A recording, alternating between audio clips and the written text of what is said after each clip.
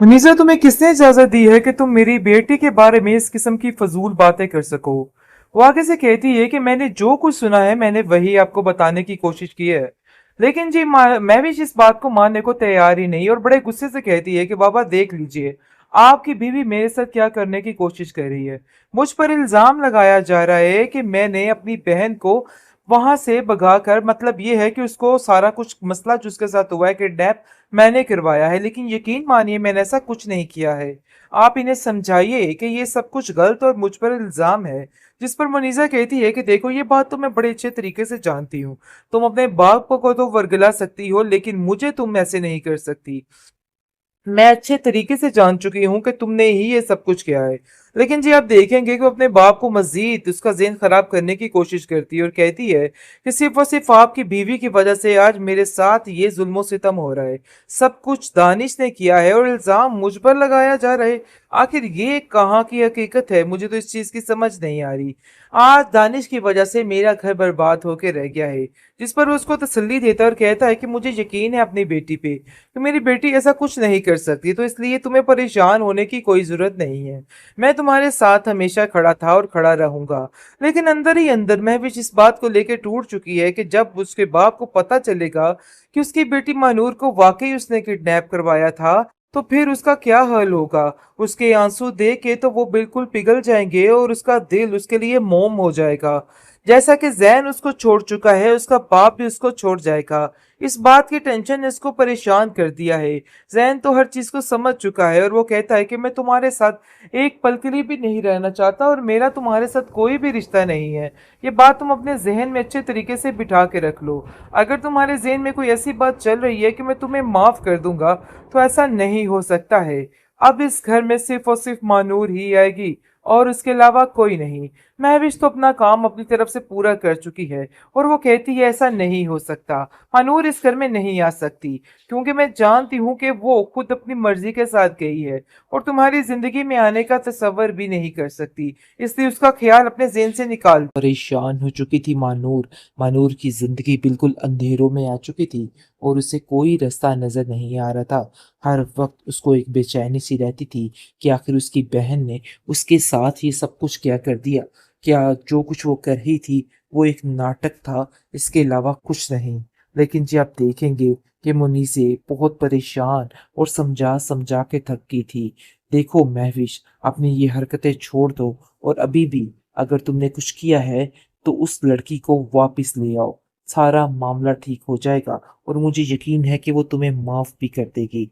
लेकिन एक नहीं सुनी इस महविश ने उसकी, और उसको जलील करके रख दिया और कहा, खबरदार, मेरे मामले में बोलने की कोई जरूरत नहीं, और वैसे भी मेरा उस लड़की से कोई ताल्लुक नहीं।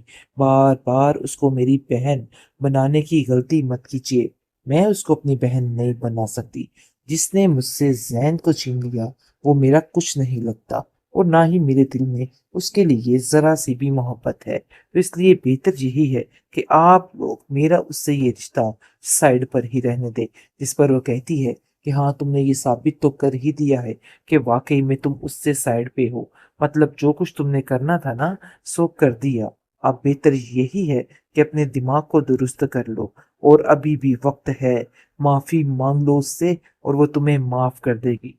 लेकिन जी महविश बहुत बड़ी चालबाज लड़की है, लेकिन अब इसकी चालें इख्तिताम को पहुंचने वाली हैं, क्योंकि मानूर वापस आने वाली है और फिर सारी कहानी बताने वाली है। महविश समझ रही थी कि वो अपनी चालों में हमेशा हमेशा के लिए कामयाब हो जाएगी और कोई भी उसके रास्ते में दीवार नहीं बनेगा।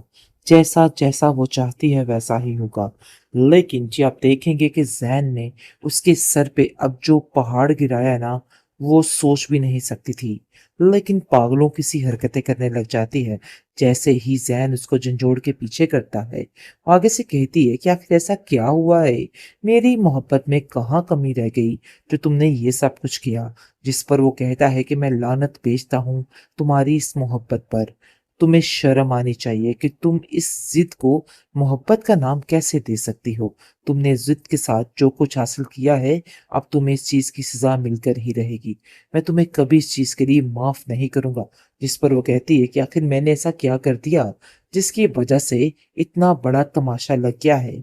बहरहाल वो उसको सारी कहानी, सारी आप बीती सुनाता है कि तुमने जो जो कुछ किया है ना, सब कुछ खुल के सामने आ गया है, और मैं तुम्हें कभी भी इस चीज के लिए माफ नहीं करूंगा। और मेरी आंखों के आगे वो सब कुछ है।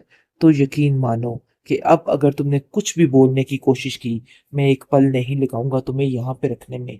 मैं तुमसे शदीद नफरत करता हूँ। जिसको सुनकर वो रोने लग जाती है और कहती है कि ये सब कुछ उस मानूर की वजह से ही हुआ है। मैं मानूर को जिंदा नहीं छोड़ूंगी। उसका ऐसा हश्र करूंगी कि मानूर याद रखेगी। मानूर से बदला लेना अब मेरा फर्ज बन चुका है। जिस पर वो कहता है कि तुमने कोई कमी नहीं छोड़ी है। तो बेहतर यही है कि अगर तुम ऐसा सोच रही हो ना कि तुम उससे बदला लोगी, तो ये बात अपने जहन से निकाल दो, और तुम्हें मेरी लाश से गुजरना होगा। फिर जाकर तुम मानूर पर पहुंच जाओगी। बहरहाल जी, आप देखेंगे कि जैन ने हर चीज खोल कर रख दी है, और उसका ऐसा दिमाग खोला है कि बस उसका दिमाग पूरे तरीके से खराब हो जाता है, और वो चीखों पुकार करने लग जाती है और कहती है कि मैंने तो ऐसा कुछ किया ही नहीं। मतलब ये है कि सफाई के साथ हर चीज के ऊपर झूठ। और कहती है कि ये सब कुछ तो सिर्फ सिर्फ यानी कि झूठ और बेईमानी है। मेरे ऊपर इल्जाम लगाया जा रहा है। बहरहाल बहुत ज्यादा परेशान हो चुकी थी मानूर। मानूर की जिंदगी बिल्कुल अंधेरों में आ चुकी थी, और उसे कोई रास्ता नजर नहीं आ रहा था। हर वक्त उसको एक बेचैनी सी रहती थी कि आखिर उसकी बहन ने उसके साथ ये सब कुछ क्या कर दिया।